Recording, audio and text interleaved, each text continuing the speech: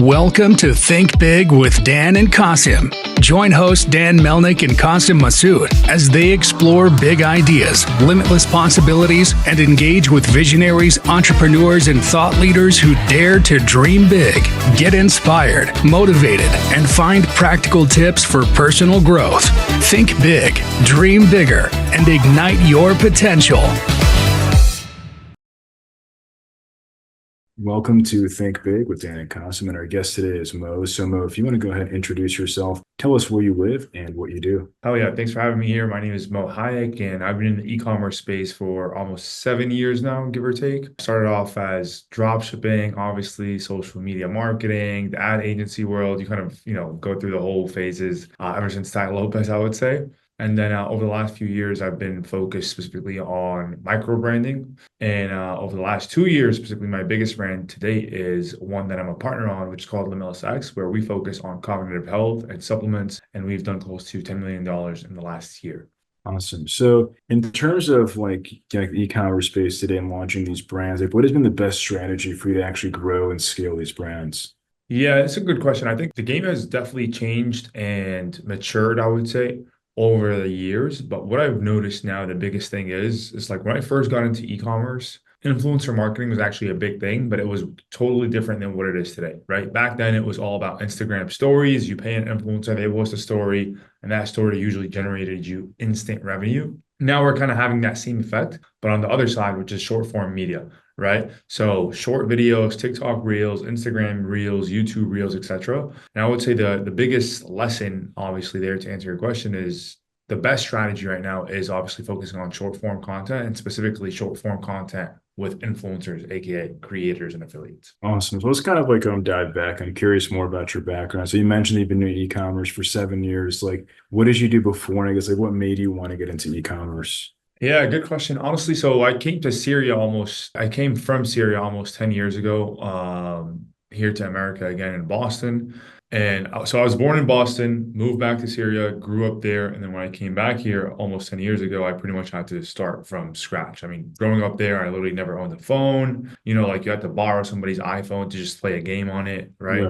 Never had home internet, never had sushi, any of that type of stuff that, we have here in the West. But when I came here, I went to school as a sophomore, and, from school to freshman year in college, I quickly learned that obviously the life and the education that they were teaching in those facilities just wasn't what I was looking for, especially coming from a third world country where everybody owns a business, right? It's like your dad's business, your uncle's business, whatever that may be. And I think I had that already engraved in my head where I needed to start a business. So I got into door-to-door sales. Then at the time I was doing door-to-door sales, I was like, okay, I'm learning how to dominate the skill set, which is sales, obviously commission and building rough skin or tough skin.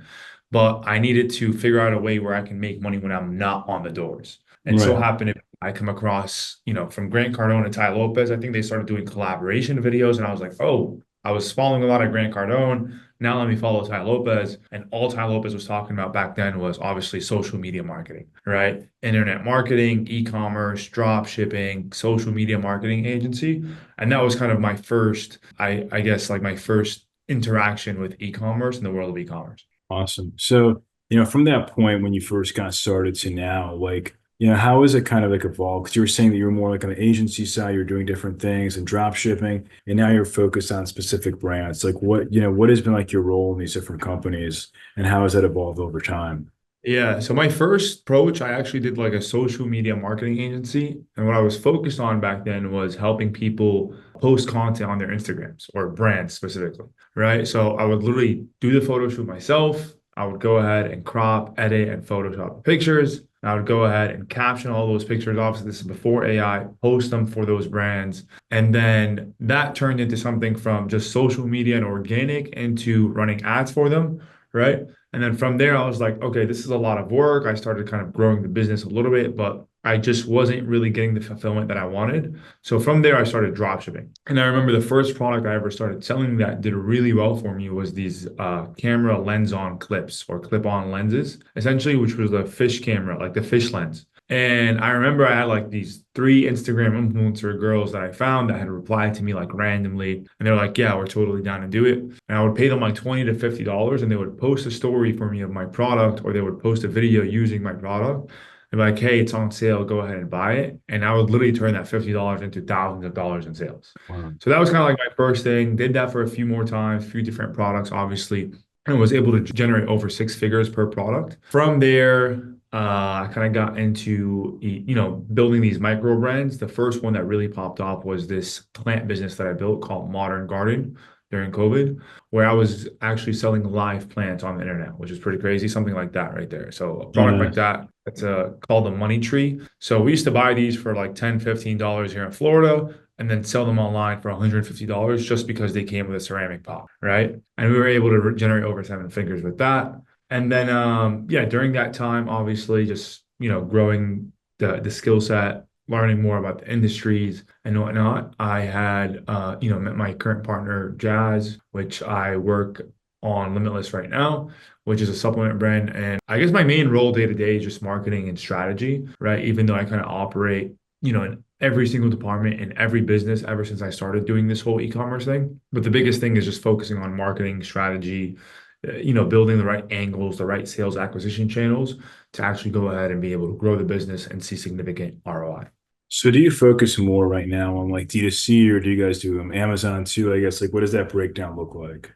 It's a little bit of everything. I mean, obviously, always start off with usually TikTok and then roll into Meta, and then from there, Google, and then obviously Amazon right now as well. What do you think is like for somebody who wants to get started or somebody early stage, like what would you say is the best platform to kind of go and scale your brand in 2024 now that we're getting into some 2025? Yeah, I think the best strategy right now is finding a product that is working really well on Amazon that doesn't have any social proof on any other social platform or a specific social platform. Let's say you go to Amazon, go to bestsellers. I don't know, let's say it is a specific supplement. If it's selling over 10,000, 5,000 units on Amazon, you can easily arbitrage that same product with the same angle that they're using to market and push that on TikTok or Facebook. Because the majority of the times, these Amazon brands are only focused on Amazon, but there's a lot of demand for that product elsewhere. So if you can go ahead and grab that product and let's say go on TikTok, hire a bunch of creators, create a bunch of content, and have people posting organically about your product, I would say that is the best strategy to get into e-commerce right now. So do you use like TikTok Shop to funnel people in, and then from there, like how do you really upsell them? Like once they buy, can somebody subscribe from TikTok Shop? Like what does that look like? No, you can't subscribe on TikTok Shop right now. But again, I think the reason why TikTok Shop is so hot right now is two things. One, it's kind of like Amazon Day One, right? Where you have the SEO that plays into impact. You're getting raw testimonials essentially directly from the customer, which you can't really fake that, right? In terms of the content, like you can't just post fake content and expect it to generate you sales, right? And then we're just so fucking early. Right? It is so early on TikTok where there's only upside essentially if you start selling today. So yeah, if you can go ahead and get a product on TikTok Shop, get that approved there, obviously, and send it to over 100, 200, 300 creators to post at least one video, then you are most likely going to see significant results.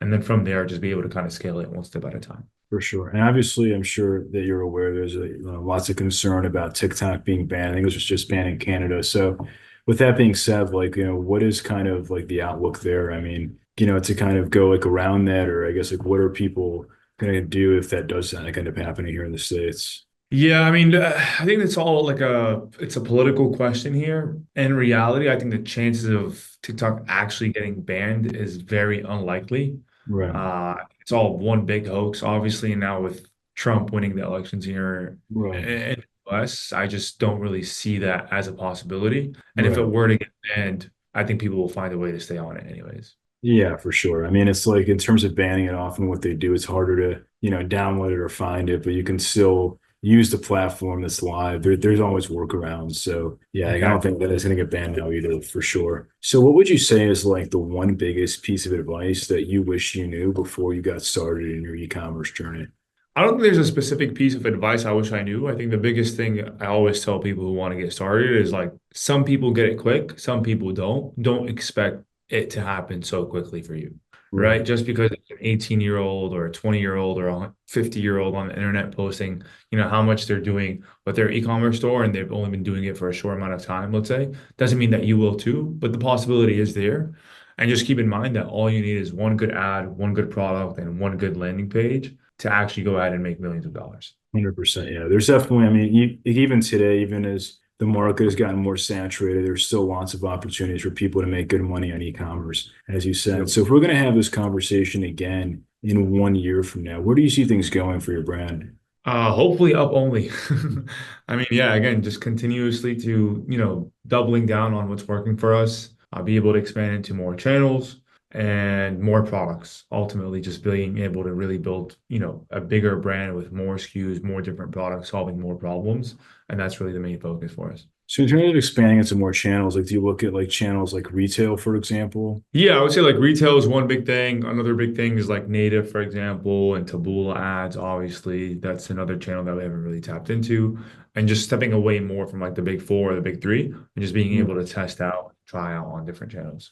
For sure. So if somebody watching this wanted to find your brand or reach out to you, what's the best way to get in contact? I would say my Instagram, Moe.Hayek, or my website, moehayek.com. It's probably the best way there. All my information is there. And yeah, that's where to go.